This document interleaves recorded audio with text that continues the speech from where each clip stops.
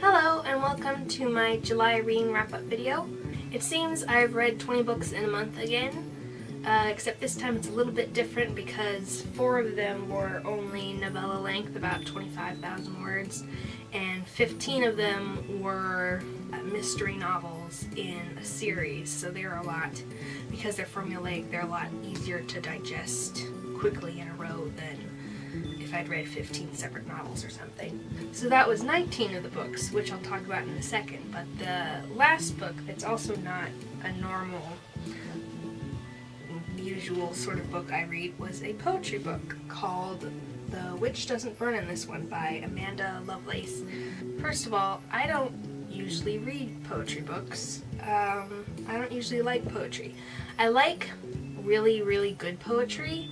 I'm not into a lot of poetry. I like the occasional poem, I like a lot of Robert Frost stuff.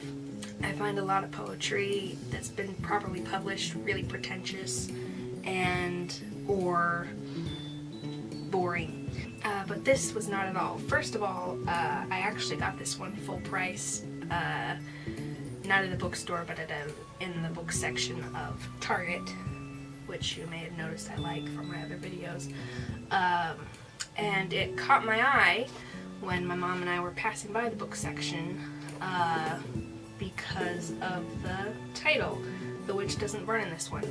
And the reason that attracted my attention is that women being treated as witches has been used in a lot of feminist discourse. And so the phrasing of the title led me to believe that this is going to be a feminist work, and I was correct. This author has actually, before she wrote this one, she wrote a poetry collection called The Princess Saves Herself in This One, I believe. Yeah. Which won the Goodreads Choice Award for Best Poetry of 2016. And so both of those titles are very much have a feminist sort of bent, so I was immediately interested. Also, the whole witch thing kind of talks to me of badass angry women, which I appreciate very much as well. And I will say the title, I was definitely not disappointed in what I found. There is a lot of I thumbed through it before I bought it because I wanted to see if it was going to be what I thought it was, and it was very much, even in the first few poems that I looked at, were just so no holds barred, no trying to be nice and and couch things in a nice way so we don't offend men. At the beginning there are a couple of warnings. There's a trigger warning, but then there's some more part of the content warnings. And warning 2 is no mercy ahead, which is very much how I felt it was. There were no pulled punches. And the poems I really like. There are 4 sections of this poetry book, and Amanda Lovelace had a big part in the editing and the planning and the structure and which poems went in which order, but I believe she also had help in that area. The 4 sections thing is very well done. I really like basically there's one poem broken into 4 parts that introduces each of the sections, and read together they make a story, and it's one that I like very much. And in this collection there are very general poems talking about the mistreatment of women very generally, and there are a lot that are very metaphorical, like metaphorical witches, metaphorical tea leaf reading, a lot of fire and flames metaphors, but there's also a fair number of more literal ones, and there's ones that deal with very specific issues like eating disorders. There's stuff about abuse, and the order that they're put in, there's a very good flow, and sometimes there's 2 or 4 usually part poems that are laid out next to each other and on the next pages, and the way that's done is just really edited well, which is very nice.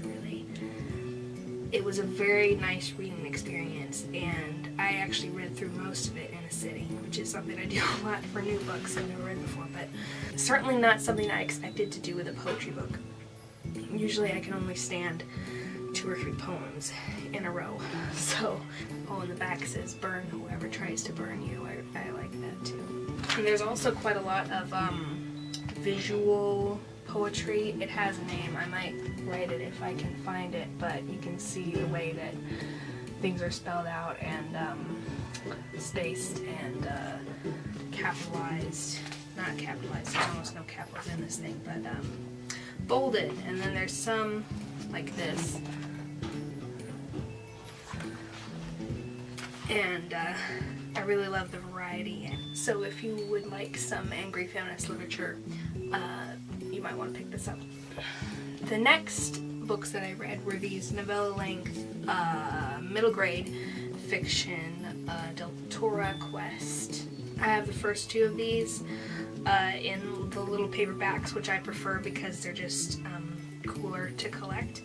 But I'm collecting those gradually, whereas I need to have these big ones so that I have them to read whenever I want and don't have to get them from the library. Because sometimes you just get a yen for some nostalgic reading, which is what this was. And I'm very happy to say that I enjoyed them very much. Again, I was a little worried that now that I'm older I wouldn't get into them as much, but I really love them. They're just really well done no matter how old you are. But I've talked about these a fair amount in other videos, so I'm just going to mention that these are the ones with the traveling companions who travel across the country. There's a map in here. And find 7 gems to complete a magical belt that will kick the evil Shadow Lord out of their land, their homeland. So it's like a kind of like a dystopian, but not future. Like their country has been taken over and everything's bad and people are starving and there's guards everywhere and you have to live on the run if you want to resist. And there is a resistance, and I really like books with resistances in them. They're a lot of fun. So sometime probably I'll be reading the next 4 and then the next 3 and then the next 4, because there are 2 more series. And then at some point I need to get around to the Star of Deltora series, which is a new quartet that has come out in the last one came out last year, I think. So I'm very excited to read those because I've not gotten into them yet. But I'm glad that I didn't discover they existed until all 4 were out, because I would not have liked waiting while being in the middle of that series. Then the other 15 books I read, 2 of them were physical copies, but the other 13 were on ebook. So they were these guys. Let me see if it'll show you. All the J.D. Robb ones, and then there's some more down there. I read almost all of those this month, plus 2 paperbacks, and enjoyed them very much. They just went down like real easy. I started not at the beginning of the series, because this series in depth goes, it has like 47 books in it. I only read from 32 onward. Yeah, that's right.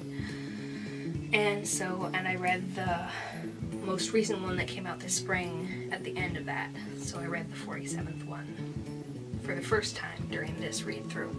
And sometimes you want to start in the middle, because otherwise you'll have read the early ones way more times than the last ones, because when you're reading the early ones, the next ones weren't out yet. But it's very much a series that it's very hard to just read one of them, because they so very much continue from one on to the other. Each only takes a couple of weeks. I've also talked about this series before. I talked quite a lot about it in my Phenomenal Females tag 3 weeks ago. So for this video, I'm going to talk mainly about the aspect of the skill of the writing as far as technical stuff, as opposed to character development and more big type stuff, which is what I talked about in Phenomenal Females.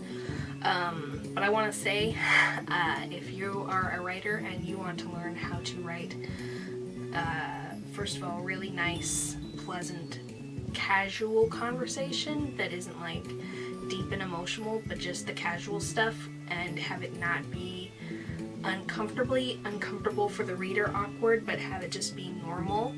She's very good at that. She's also very good at descriptions. She writes really pithy, to the point, doesn't get in the way of the narrative descriptions that give you a very vivid picture very quickly. So if you have trouble with that and would like to learn how, definitely read any of her J.D. Robb books, especially because her character is a cop, and so her cop notices all these things, so it's a good excuse for her to be able to describe this stuff. I haven't read as many of her romances, so I can't speak as much to those.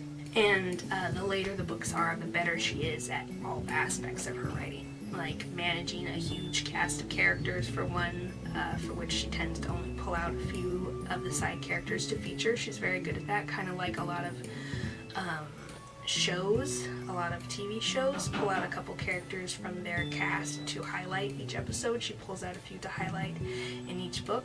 Really, her stuff is a lot like a TV show series, but so much more in-depth, because each big ol' 360-some page book is like one episode, one case.